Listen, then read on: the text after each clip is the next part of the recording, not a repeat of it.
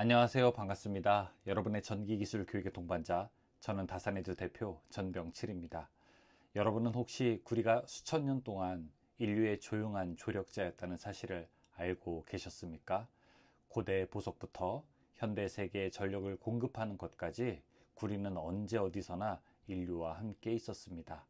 그런데 왜 이 금속이 특히 전선과 관련하여 오랜 시간 동안 인류와 함께 했을까요?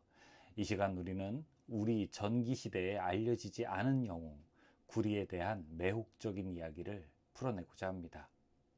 먼저 고대부터 시작하겠습니다. 기원전 3000년경 이집트인과 수메르인과 같은 초기 문명은 구리의 독특한 특성을 발견했습니다. 그들은 구리를 도구, 무기, 심지어는 원시 형태의 철사로도 사용했습니다.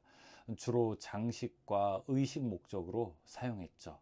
그러나 구리의 진정한 명성은 모스 부호의 이름으로 유명한 세무얼 모스와 다른 사람이 구리선을 사용하여 세계 최초의 주요 통신 네트워크인 전신을 건설한 19세기에야 비로소 시작되었습니다.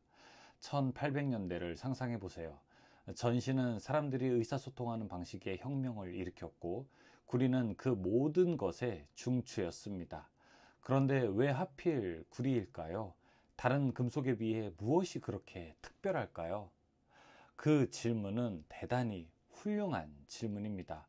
과학적인 관점에서 이야기해보자면 구리는 전선에 거의 마술처럼 만드는 특성의 조합을 가지고 있기 때문이죠. 첫 번째는 우수한 전기 전도성 특징 때문입니다.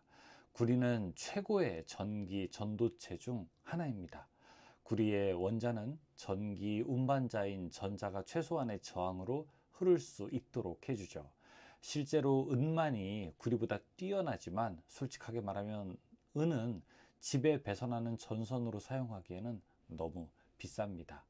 둘째는 연성 때문입니다. 구리는 연성이 매우 뛰어납니다. 즉 끊어지지 않고 얇은 전선으로 늘릴 수 있죠. 길고 유연한 전기선을 만드는데 그래서 적합합니다. 셋째는 부식 저항 때문입니다. 또 다른 재밌는 사실인데요. 구리는 철처럼 녹슬지 않습니다. 금속의 철은 산소와 수분과 반응하여 산화철을 형성하는데 이를 녹이라고 하죠. 흔히 말하면 녹슬었다는 표현이 바로 이것입니다. 그런데 구리는 산소와 반응하여 산화구리를 형성하고 이는 구리에 달라붙어 두꺼워지기 때문에 녹청을 형성합니다.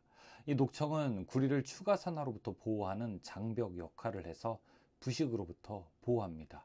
이것이 바로 구리선이 거친 환경에서도 오랫동안 지속하는 이유입니다.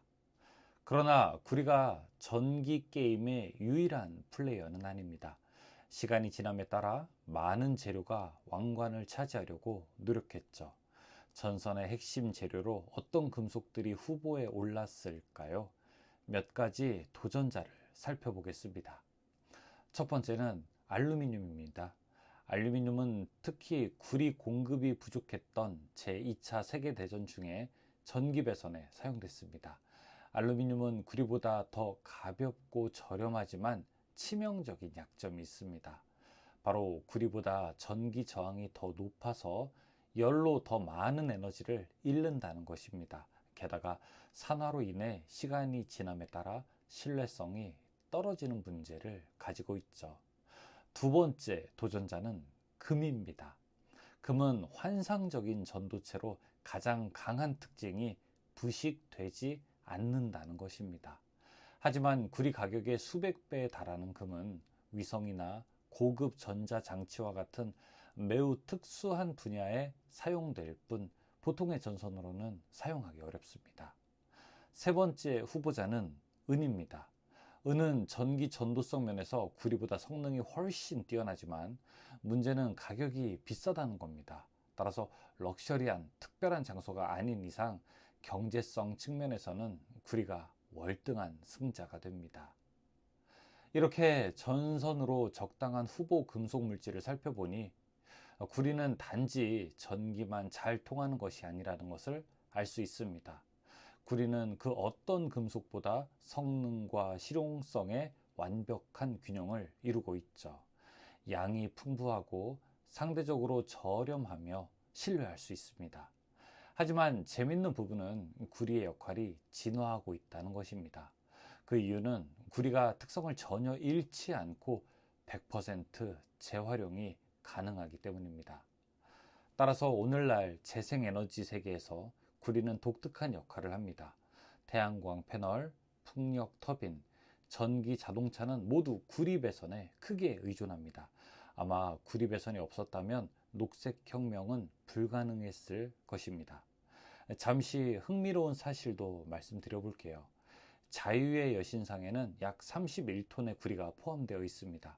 구리를 철사로 바꾼다면 200km 이상 늘어날 수 있을 정도입니다. 이것은 서울역과 구미역을 직선으로 연결하기에 충분한 양입니다. 일상에서 혹시 전등 스위치를 켜거나 휴대폰을 충전하거나 심지어 전기 자동차에 관해 읽을 때 잠시 시간을 내어 우리 삶에 조용히 힘을 실어주는 금속인 구리에 대해 알아보면 어떨까요? 아마 평소 생각하던 것보다 더 다양한 관점에서 이 금속을 바라볼 수 있을 것입니다. 저와 함께 전기공학의 세계에 대한 더 흥미로운 이야기를 함께 나누어 보시죠. 그리고 여러분에게 전기가 흥미로워지기를 바라겠습니다. 다산에듀 전병칠이었습니다. 고맙습니다.